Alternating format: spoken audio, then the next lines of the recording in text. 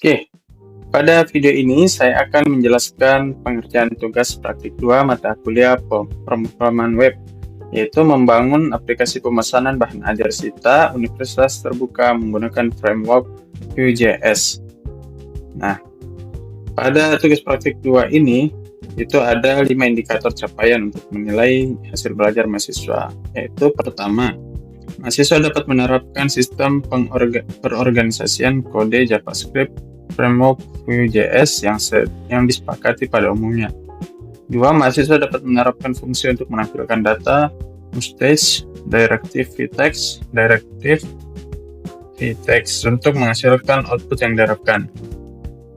3. Mahasiswa dapat menerapkan fungsi kondisional atau pengandaian, directive vif, directive velse, directive velse-if, directive vshow, dengan menerapkan operator condition yang sesuai untuk menghasilkan output yang diharapkan.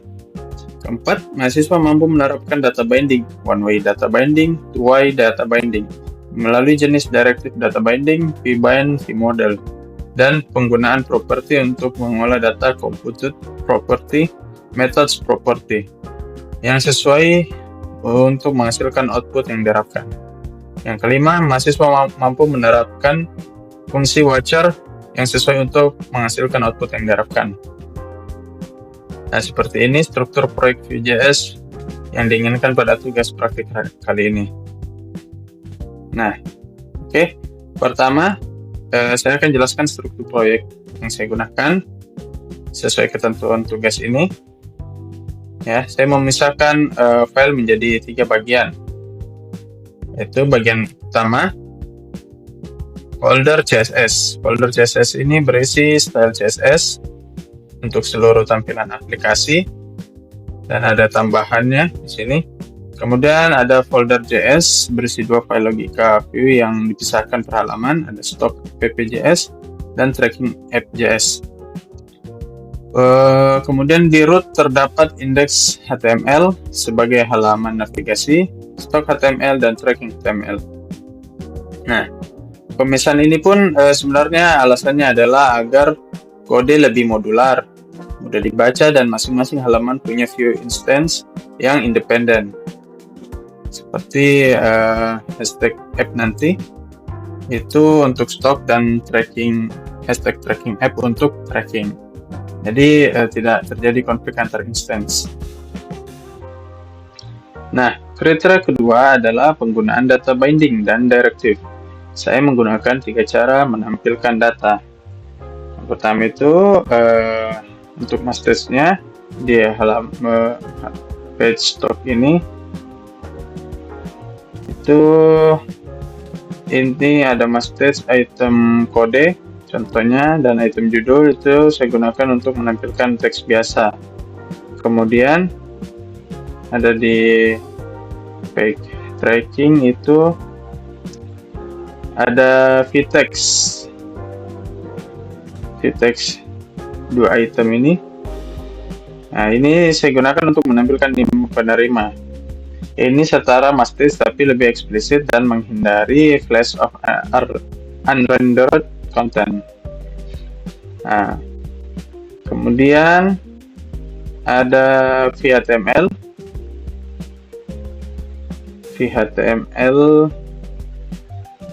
ini saya gunakan khusus untuk kolom catatan karena data catatan HTML menyimpan markup HTML seperti im, strong, dan u. Oke, contohnya ini nanti akan menampilkan teks terformat langsung di dalam set tabel. Nah, lalu untuk list rendering,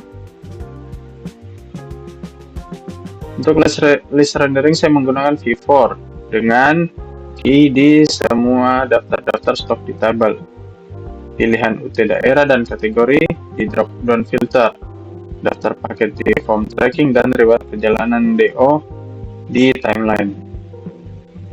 Ini v-for. Ini semua ya. Kemudian untuk two-way binding dengan vModel diterapkan di semua input form.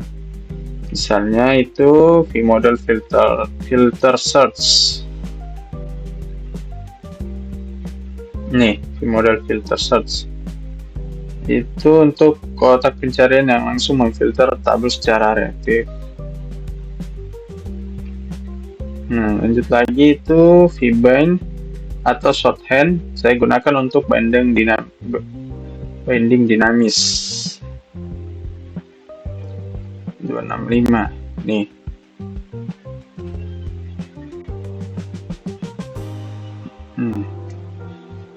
Ini contohnya kelas invalid error code yang menambahkan kelas merah ke input apabila validasi gagal. Lalu ada juga di file tracking itu di baris 134 ada value nomor DO berikutnya itu untuk menampilkan nomor DO yang di generate otomatis sebagai read only. Kemudian untuk kondisional saya menggunakan kombinasi vif, velsif, velse dan vshow. Itu contohnya ada di sini di file stock. Ini di status batch ini. Tiga ini. Contoh paling jelas ini ada 3 kondisi berantai. Ada vif sama dengan item quantity, velsif sama dengan item quantity, item safety, velse. Nah, kalau yang ini itu akan menampilkan batch merah untuk kondisi kosong. Ini tampil batch orange, artinya menipis, dan ini tampil batch hijau, artinya aman. Nah, ini adalah implementasi vif, velsif, dan velse sekaligus dalam satu blok logis. Lalu lanjut nih untuk fitur dependent option itu juga menggunakan vif filter. Kategori mata kuliah hanya ditampilkan ketika UT daerah sudah dipilih. Nah, vif untuk komen vif filter UPBWJ ini memastikan pengguna memilih daerah dulu sebelum bisa memfilter kategori. Kemudian untuk modal dan empty state itu di baris ini 58. Nah, modal ditampilkan dengan vif show modal dan empty state tabel dengan velse ketika hasil filter kosong. Nah, di halaman tracking juga ada detail paket muncul dengan vif paket dipilih setelah pengguna memilih paket dari dropdown. Kemudian untuk properti saya menggunakan keduanya sesuai fungsinya masing-masing. Di sini di file stock app.js itu ada compute properti di sini. Saya gunakan untuk data yang diturunkan dari data lain dan perlu di cache. Contohnya stock filter ini menggabungkan seluruh logika filter dan sort dalam satu compute. View otomatis men-cache hasilnya dan hanya menghitung ulang ketika data yang menjadi dependensi berubah, seperti filter search, filter UPBJJ atau stock. Ini lebih efisien daripada metode karena tidak dieksekusi setiap render. Adapun compute lainnya itu jumlah menipis, jumlah kosong, total quantity. Untuk status card itu semuanya reaktif terhadap perubahan array stock. Nah, di file tracking juga ada itu di paket dipilih. Nah, ini detail paket setelah dipilih itu compute yang mencari objek paket berdasarkan form paket code. dan nomor DO berikutnya yang mengenerate nomor DO otomatis berformat. Formatnya itu DO tahun dan juga sequence atau antrian. Nah, untuk metode saya gunakan untuk aksi yang dipanggil oleh event pengguna, bukan untuk nilai yang di-cache, misalnya tambah bahan, simpan edit, reset filter, format rupiah, dan toggle sort. Itu untuk klik header kolom. Nah, kemudian untuk voucher,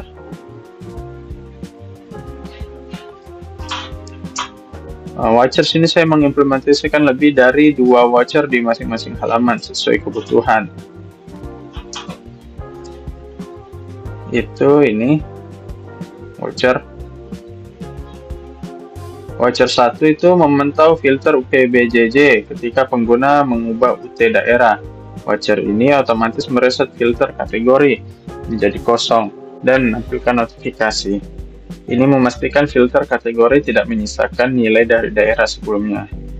Lalu ada voucher 2, memantau filter hanya kosong dan filter hanya menipis. Keduanya bersifat mutually eksklusif. Ketika satu diaktifkan, voucher akan otomatis mematikan yang lain. Ini menjaga konsistensi filter. Dan ada voucher 3, itu memantau komput jumlah kosong. Setiap kali ada item baru yang stoknya menjadi 0 setelah edit, voucher ini langsung memunculkan notifikasi peringatan reorder. Nah, lanjut ke voucher di tracking FJS. Voucher di sini tuh memantau search DO untuk menampilkan jumlah hasil pencarian secara real time. Form paket code untuk menampilkan notif harga saat paket dipilih, dan filter status untuk memberitahu berapa DO yang cocok dengan filter status. Nah, keunggulan menggunakan voucher ini dibanding komput adalah karena saya perlu menjalankan efek samping, yaitu menampilkan notifikasi dan men-set timer set timeout yang tidak bisa dilakukan di dalam komput. Nah, sekarang kita coba running programnya. Oke, di sini kita bisa lihat pada halaman indeksnya ada 2 halaman, stok bahan ajar dan tracking. Kita coba buka di stok bahan ajar. Nah, di sini sudah masuk datanya ya dari file dummy. Data dummy. Di sini ada kolom status yang tadi saya jelaskan. Nah, kemudian ini ada filternya. Nah, sekarang kita coba demo untuk tambah bahan ajar. Nah, pada form stock ini terdapat 9 field. Terdapat 9 field, yaitu kode mata kuliah, judul, kategori, UT daerah, lokasi rak, harga, quantity, safety stock, dan ada catatan. Nah, setiap field ini dibind dengan vModel dan divalidasi di metode validasi form. Validasinya meliputi field wajib tidak boleh kosong, kode mata kuliah tidak boleh duplikat, dan harganya harus lebih dari 0. Coba misalkan Hikmah 4121, misalkan aja mata kuliahnya statistika, kategorinya misalkan mata kuliah wajib, UT daerah Jakarta, lokasi rak R2 A4, harga misalkan di 120.000, kuantitinya misalkan 10, safety stocknya itu 15. Catatan edisi pertama tahun 2010. Nah, sini kita lihat masuk ya datanya. Kemudian di sini untuk sortirnya, pencariannya, ada filternya, kode judulnya bisa kita ketikkan langsung.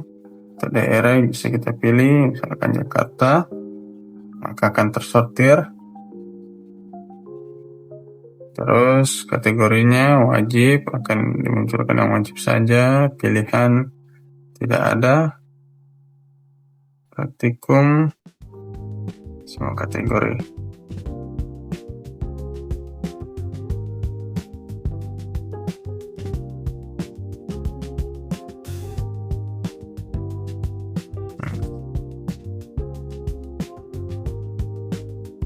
Ini juga judulnya, kemudian statusnya, mau yang menipis saja atau yang kosong saja bisa.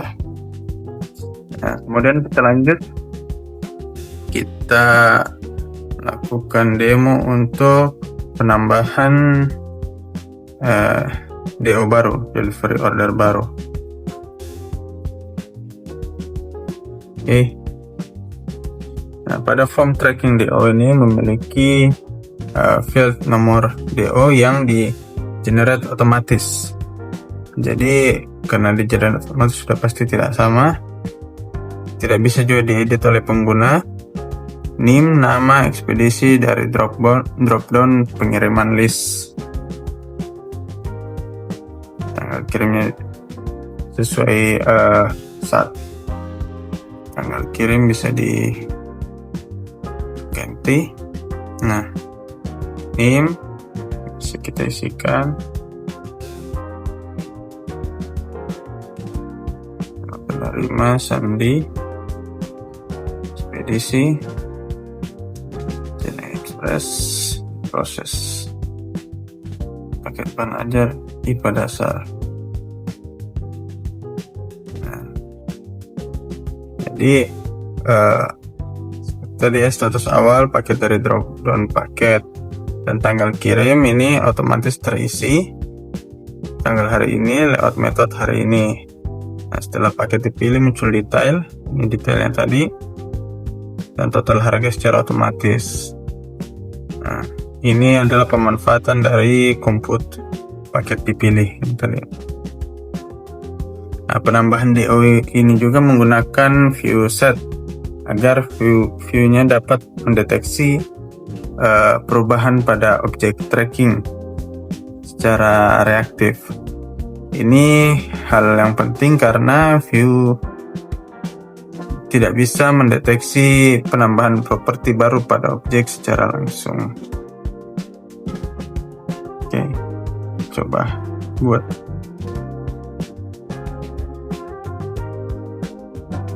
Nah, kita lihat sudah tertambah, sudah masuk. Oke. Demikian penjelasan dari saya terkait tugas praktek 2 dari pemrograman web ini.